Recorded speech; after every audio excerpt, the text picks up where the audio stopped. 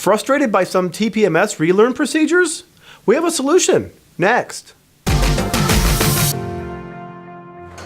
This video is brought to you by Standard, manufacturer and distributor of engine management products for 100 years. Visit standardbrand.com for more information. A TPMS relearn procedure is a set of instructions that must be followed to activate and confirm the TPMS communication from the TPMS sensor to a vehicle's ECU.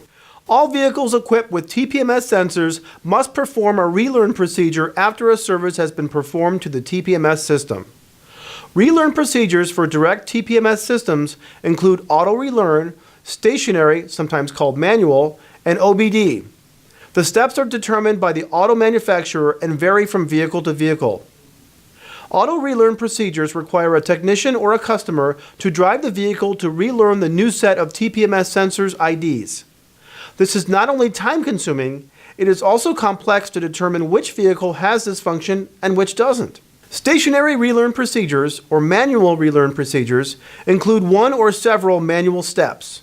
For example, a 2012 Ford Taurus requires 12 steps to relearn the TPMS system. But with new technology, technicians only need to learn how to perform one unique OBD relearn procedure for all vehicles with direct TPMS systems, rather than hundreds of different procedures. But with some dedicated TPMS tools, you can skip the long and complicated stationary or manual relearn procedure steps by connecting to the OBD2 port. Instead of waiting for the sensors to transmit the IDs and the location, the tool is able to program the information directly to the TPMS system through the OBD2 port.